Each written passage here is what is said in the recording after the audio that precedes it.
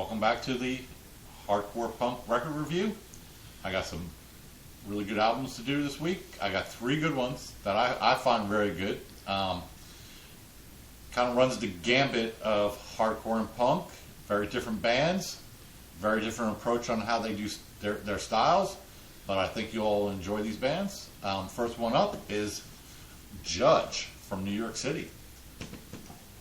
Alright.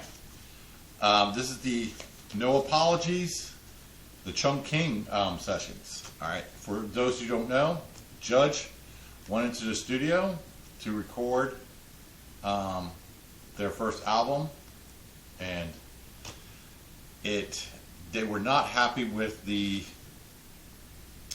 overall production of it and the engineering, to the point where they only put out 110 albums, pressed only 110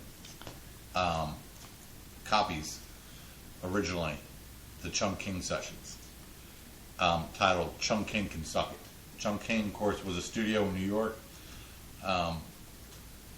and it did not go well for those guys. All right, they actually went out and re-recorded it, which ultimately came bringing it on Revelation Records, which you can still get on Revelation Records. This, of course, is the Lost and Found Records out of Germany. They do rarities and rare sessions and stuff like that, and put them on vinyl and tape and CDs. All right, so very good record label.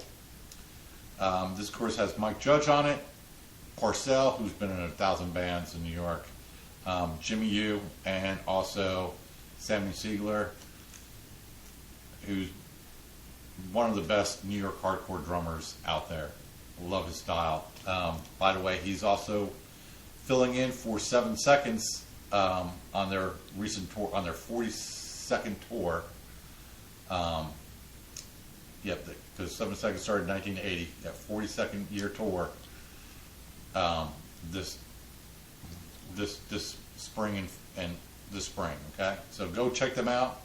Great, it's a great album. I like it. Just one of my favorite from New York. So go out and get it. It's a great album. Some of these guys have been associated with other bands: Bold, Civ, Glassjaw, Gorilla Biscuits, of course, Project X, Shelter, Side by Side, Warzone, and Youth of Today, and a few other bands out there too. So go check this out on Lost and Found Records. It's a great piece. All right. Next album I'm going to talk about is Flagg, Loose Nut. Great album. It's the one of the albums in the Henry Rollins years of Black Flag. Of course, they had other singers prior to Henry. Of course, this one has Henry Rollins, Greg Ginn on, of course, guitar. Started Black Flag. Kira on bass. She was an amazing bass player. I think she's doing some solo stuff now. Great bass player. Check out some of her other stuff. And of course, on drums, Bill Stevenson. Interesting fact about this: one Milo Uckerman is listed as one of the backing vocals. Milo, of course, was from the great band The Descendants, and they're still rocking out today. So, yep. The backing vocals on this were Bill Stevenson, Milo Uckerman, Des Cadena, Louis, Henry Rollins, Kira, David Tarling, and the Addams Family. So, go. Great album. Loose Nut is a great song. Bastard in Love is one of my favorite songs of all time by Black Flag. I can't stress that one enough. Great album. It was, of course, recorded in 1985. You can get this copies of this still on SST Records. Go pick it up and rock out to it. All right. So, all right. All right.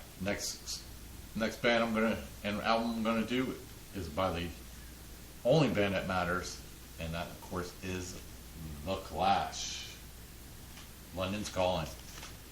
Their third studio album came out in 1979. It's a double album, so you got four sides of glory right there. Just perfect punk rock bliss playing for you. Of course, Mick Jones, Joe Strummer, rest in peace. And of course, Paul Simon and Topper Hedden. Great band. They got 1979 when this album came out. My brother picked it up, got me into punk. Love it. One of my all-time favorite Clash songs. Everyone always goes London Calling and Train in Vain and all that stuff, which is on this album. My favorite is, of course, Lost in the Supermarket. One of my favorite lines. I wasn't born so much as I fell out. Nobody seemed to notice me. Great line. Love it. You can still pick this up on, of course, I think Epic Records. Go pick it up. Go rock out to the Clash. And here's an interesting fact I found out a few months ago. I was reading an interview with Chuck D from Public Enemy, and he credits the Clash as one of his influences for Public Enemy. So I thought that was a very interesting fact. So go pick up the Clash, London's Calling, or anything by the Clash. You won't be disappointed. I love them. So go out and support your local record store. All right.